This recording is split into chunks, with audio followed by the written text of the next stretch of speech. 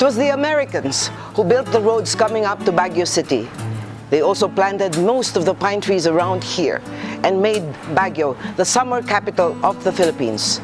To this day, we see and feel American influences around Baguio City. The Baguio Country Club certainly is one of those, with this lodge-looking like edifice, log cabins outside, the fireplaces, and the bake shop where they have the country famous raisin bread. And we are here, we are honored with the presence of no less than the General Manager of the Baguio Country Club, Anthony De Leon, who will share with us recipes of Caesar salad and later on gambas a la ADL, Anthony De Leon's gambas. Thank you very much. Thank you. Mr. De Leon, or should I call you Anthony? Anthony or ADL? ADL is right. fine. Okay. Thank you very much for allowing us to do this with you. Our pleasure.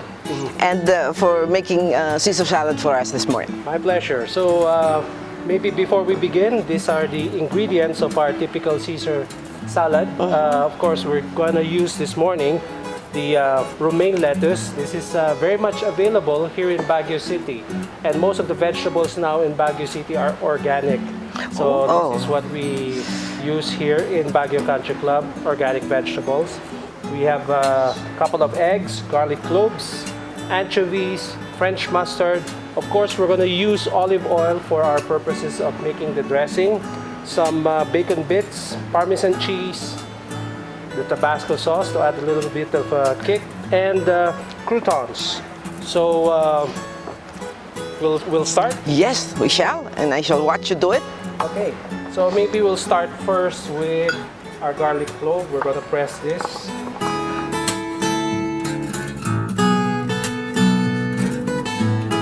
So after you've pressed the garlic, so we spread it around, and anything in excess we'll remove later. And we'll start with the egg yolks. So we're going to set aside the excess. so it's like you flavored, you cured or treated the bowl. Yes. So we're going to use just the egg yolk. Okay. And we have to separate the egg white from the egg yolk.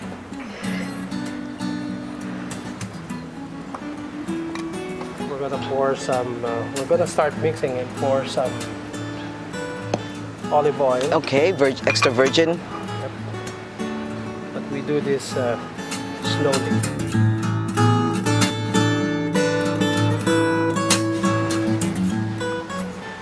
It's getting creamier. Okay, so now we're going to put a bit of mustard, just a teaspoon. Okay. Any sort? Or is this We do French. French?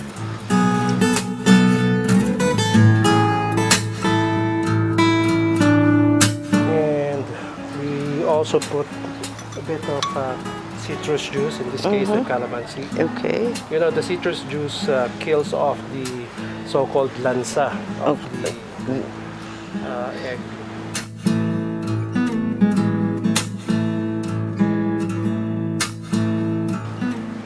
So maybe it's time for us to work on the anchovy. Yes. You want yours with more anchovy? More.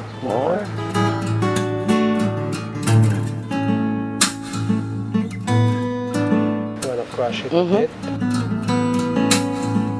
I'm gonna start mixing again. Okay.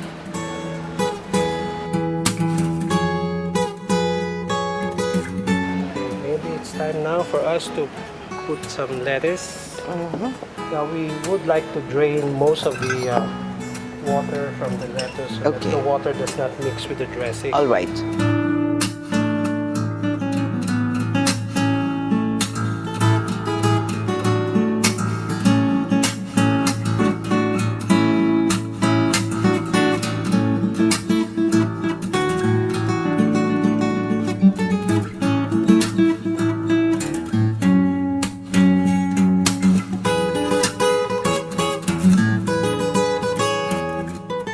Going to add some bacon bits.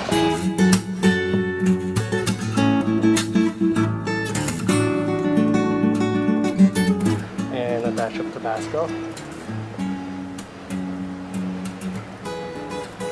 Like spicy food. Fresh pepper. Okay.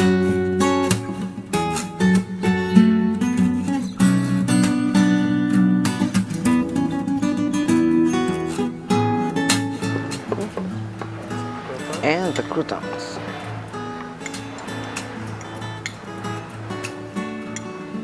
And as I mentioned earlier, the scent of the garlic stays.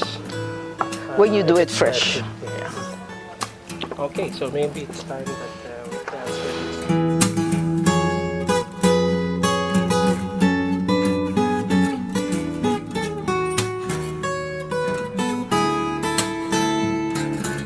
Okay. Great. With some more Parmesan cheese.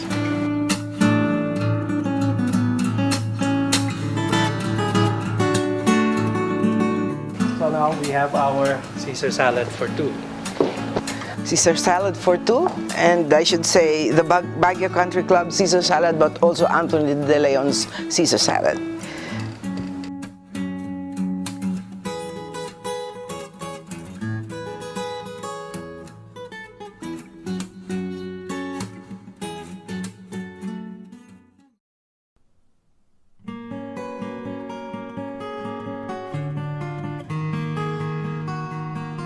Who doesn't love gambas?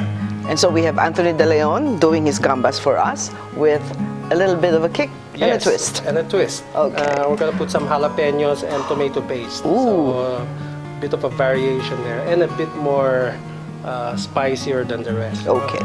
Okay, so we'll heat up our pan first. We'll use olive oil.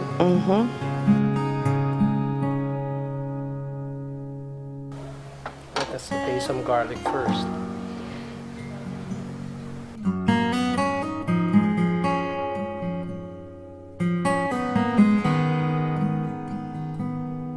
A lot of garlic.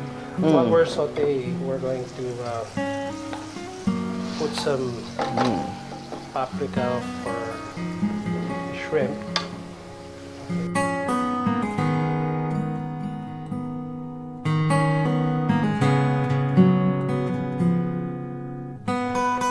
And cayenne, paprika and cayenne.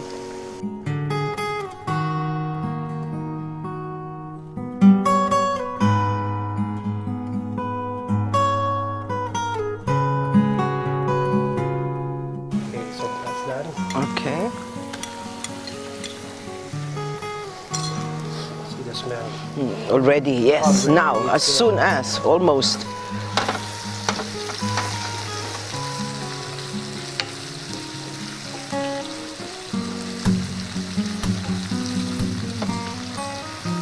And I'm going to mix this with a teaspoon of tomato paste. Okay.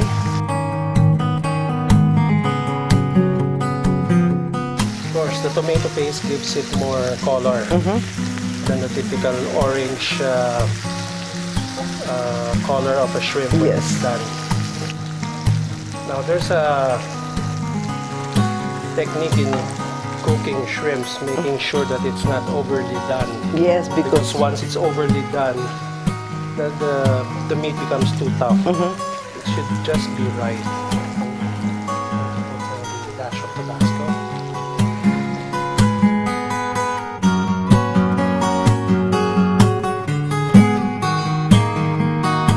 And we're gonna put the jalapenos. and cayenne, and now jalapenos. That's 5. Oh, smells nice. Yeah. Okay, and we're gonna top it off later when we're through with it with just some pinch of chopped parsley. Ah, okay. And then we're done. All It's right. supposed to ideally go with garlic bread. But it's also good with rice. Yeah. It can be a rice topping. Yes. Now, this would go nice with a very dry white wine. Also. Yeah. Maybe a Chardonnay.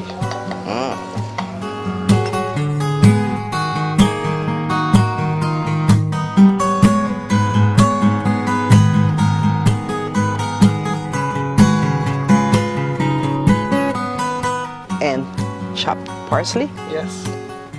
Just Just a bit of garnish.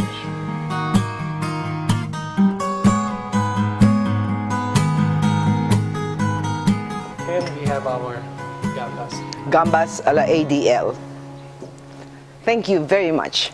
My pleasure. And maybe next time I'll cook something else. Oh, we're looking forward to that. Thank you very much.